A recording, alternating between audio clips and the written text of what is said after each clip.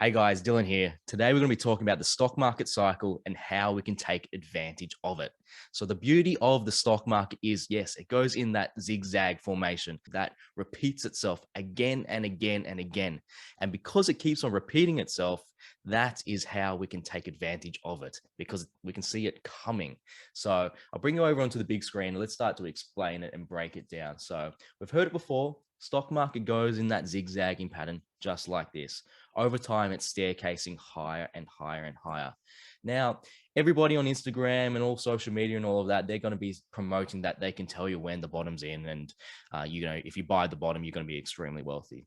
The truth is, no one really knows when the bottom is going to come in, but there's hints that we can start to think about and see to help us understand, are we getting closer or not to the bottom? And this relates to the psychology of the market cycle. So you can kind of listen to what's happening and getting pushed in the media, what's happening to people in your personal life, people that are invested in the market. You can listen to what's happening and what they are feeling.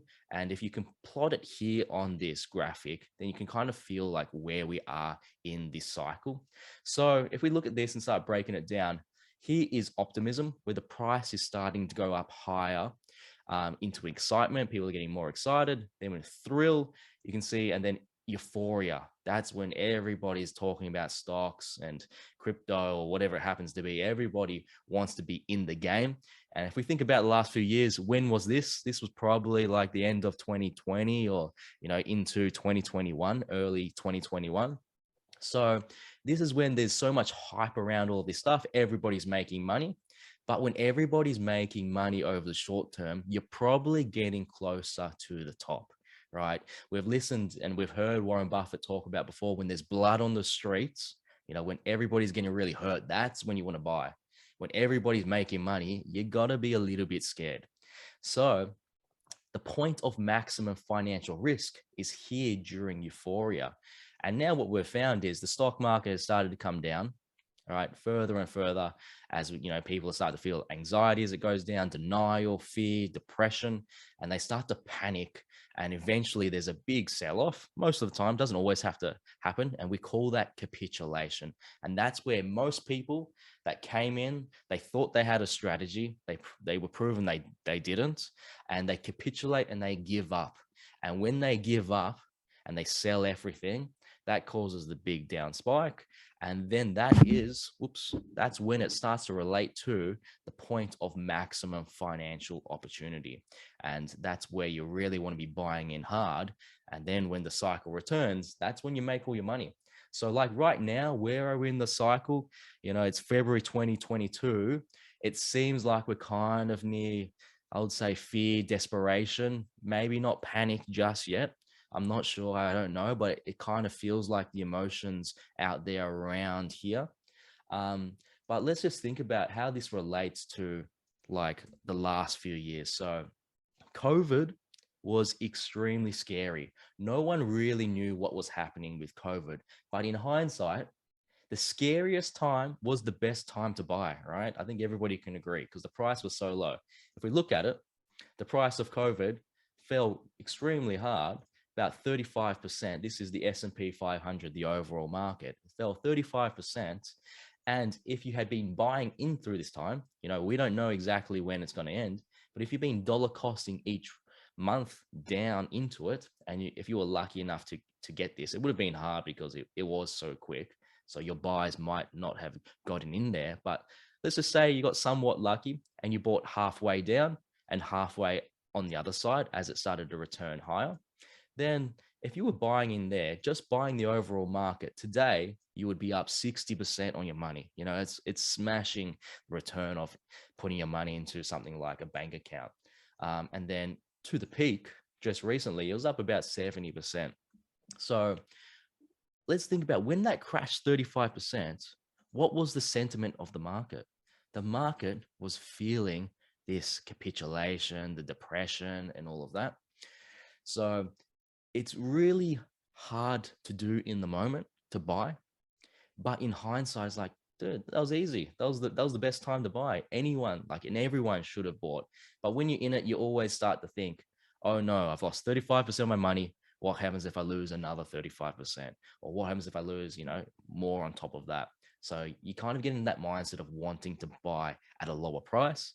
And then you see the market go down more. You're like, oh shit, maybe I should wait another week. It might go down further. And then all of a sudden you get big green candles and the price starts going, and then you miss out. So when was the other time when it was a great opportunity? It was during the 2008 financial crisis, where the whole world was scared. This was even a bigger dip than COVID. It had dipped all the way down almost 60%. This is the overall market. Individual stocks had come down even more. And in hindsight, it's the best time to buy. Why? Because it was during this period of the market cycle when we're going through that depression and all of that. So when people are depressed, it's sad and all of that. That's very true. But for us that have knowledge, it actually is a great opportunity. So right now with the overall market, the S&P 500, how much has it dropped? It's actually pretty small. So it dropped about 12%, 13% ish, right? The S&P 500, the NASDAQ, which consists of a lot more technology stocks, which we own. So this is a more aggressive index. This fell 18%, which is kind of similar to our portfolio, fell about 18% as well. But we can think like, where are we roughly in the cycle? Are we near the bottom, or are we closer to the top? I would say we're probably closer to the bottom rather than closer to the top. Don't know exactly, but where does it feel? My intuition tells me we're kind of, in this area of fear and depression, desperation. We're probably at least halfway through the cycle. So this is actually a blessing in disguise.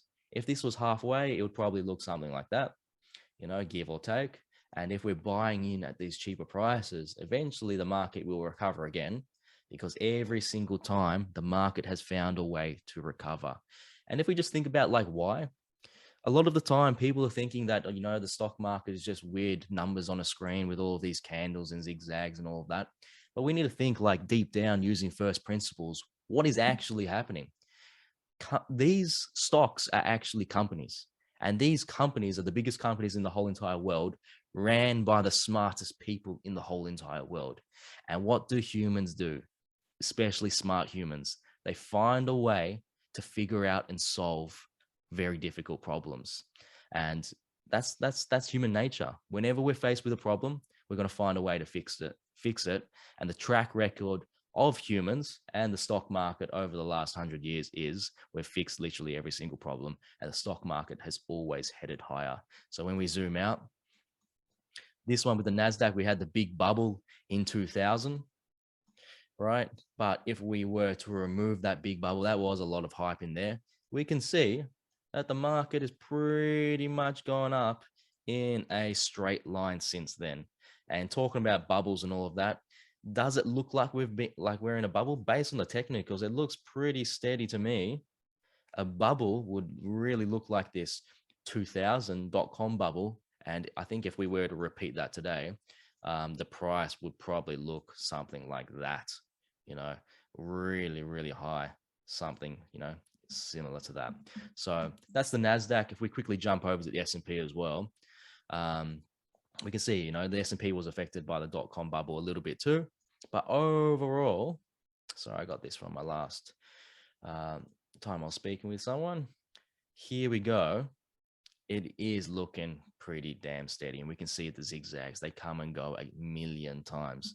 But whenever people are scared, you just got to remember, it's probably getting to the point of maximum financial opportunity.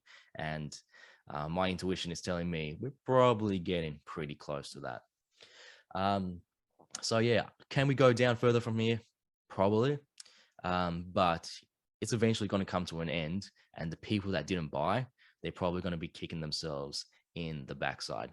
So that's it for today, guys. Hopefully you enjoyed and you learned something new. It's all about stock market cycle. If you've got any questions, please post them below. I'll be sure to answer them for you. Thank you very much.